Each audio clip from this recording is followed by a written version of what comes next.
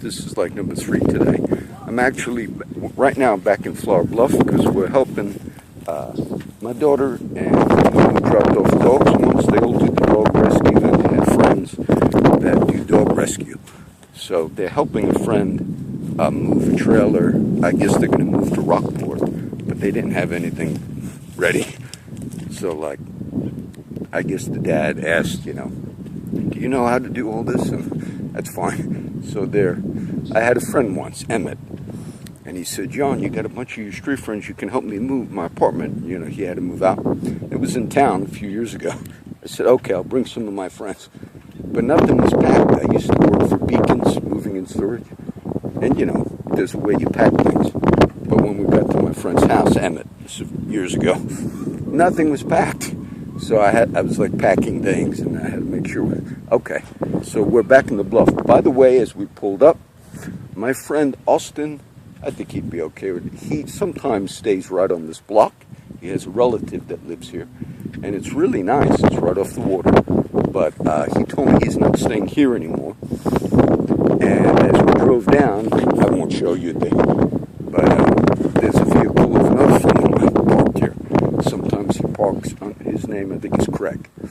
He parks under the turnaround and on the island peninsula where you see me make that first video today in that area. So I try to post that little thing on the how many Navy ships have been hit since January 4. So maybe I'll teach real quick. There was a few things I did not share on the teaching video, but in the Acts chapter 21, you had a prophet by the name of Agabus. And now he's a prophet, and this is the New Testament, okay? So Paul said in Ephesians, God had placed some in the church, first apostles, then prophets, evangelists, pastors, teachers. So Agabus is one of these guys that has this office of prophet, which is different than just the simple gift of prophecy that anybody Christian can function in. So that's why I might bring this up. It was hard to bring up. But when I was here a few weeks ago, I walked down when we were doing the little dog thing, and it wound up at night. We were in this neighborhood, and my friend Austin was weed eating for his uncle. I walked over, and then my friend Levi was there. Now, I like Levi. Levi's a good friend of mine. And a lot of people, and Levi maybe is like that, they had a history with Christianity, and in the past, that they felt was maybe just too, maybe just focused on the Bible. And look, I'm teaching the whole Bible right now, different books. But there's also a supernatural, spiritual element that I've tried to tell these guys. Sometimes I'll share the little experiences I had with them and all. So we were out here one night, and I was sharing some things, and I shared something with Levi also about how I got the ring, and it was like sort of like God worked stuff out. And so now Levi is becoming more open to we hang out. I see him yesterday at the park, and those were the guys. But I also know that he's seeking spirituality, like many of my friends, in all types of different ways. And I'm sure he has been rebuked. The normal Christian thing, people are, dabbling in the occult and all these things, which of course you've heard me teach on. We don't go to those sources for information. But I could see that a friend of mine told me one day that Levi did a tarot card reading for this other friend. Now, I don't do tarot cards, and we don't do the occult. One of the chapters I actually taught recently, when in Acts, when they all turned to the Lord, all of their occult things they burned. That's like a famous book burning we read about in the book of Acts. And they did that because they were associated with their past, and they said, we're getting away. Now, why Agabus? Agabus prophesies to the Apostle Paul in Acts 21, and he just grabs his belt, and it says, King James says, girdle. It says, whoever owns this is going to go bound. If he goes to Jerusalem, he's going to get arrested and be delivered into the hands of the Gentiles. Now, I taught that earlier today. I won't do the whole thing. But he was a prophet. We read of Agabus in Acts 11. He was the same one that prophesied about a famine that was coming to Judea. Now, Paul, if you remember, I'll try to tie it in this video. I'll just cover this interesting story. Paul, if you remember, there was a lady that was, I taught this, the ventriloquist, okay? She was demon-possessed. She was following Paul. Now, this woman was functioning in the occult world. But as she was following Paul, she said, "These men are the servants of the Most High God, which show unto us the way of salvation." But it's interesting because Paul let that go on for a few days.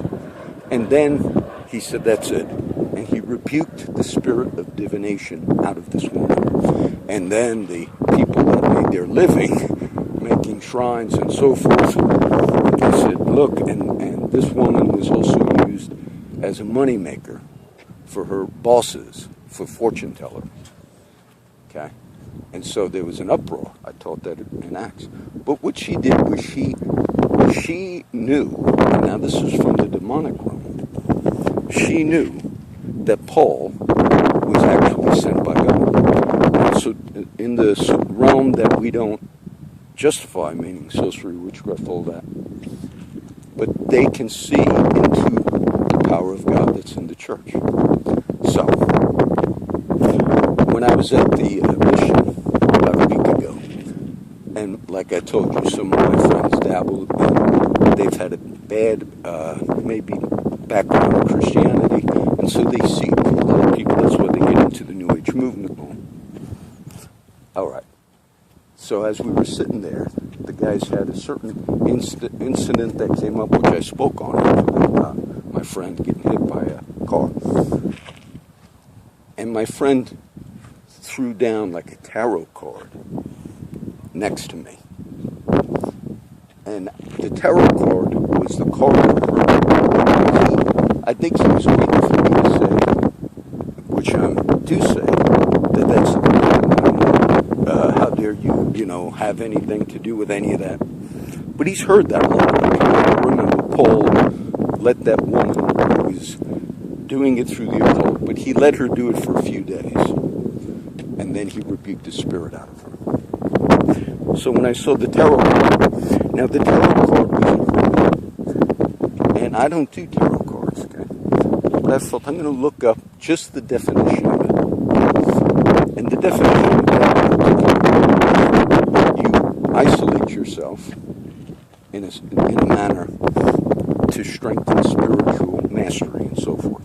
But that whole week prior to it, there were many scriptures that I was reading, and I have over the years, that I practiced the principle of being alone for that purpose. So what did that mean? Obviously, the occult sources, like I just explained, doesn't mean that that's the true way to do things. But they can, at times, look into the realm of the kingdom and get it right, like that occult lady. Now, I didn't tell my friend. It was Levi who has the cards.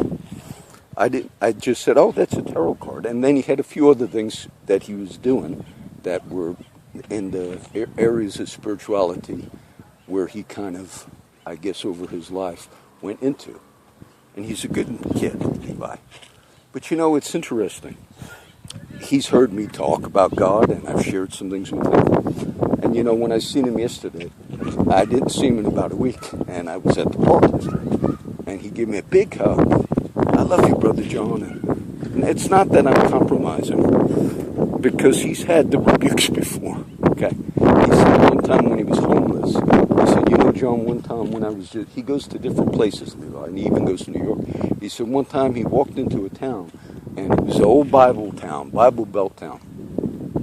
And there was a signpost, one of the things on the highway. As you go into town, it says, from Psalms 23, he told me, he said, "The Lord is my shepherd, I shall not want." And right after he saw that, I think he said he found a pack of cigarettes. And I have found full packs. And he said, when he found that pack, it was like God provided. He said, but I know that Christians interpret that verse as meaning get a job. Now look, people should work, all right? Like he's on a journey.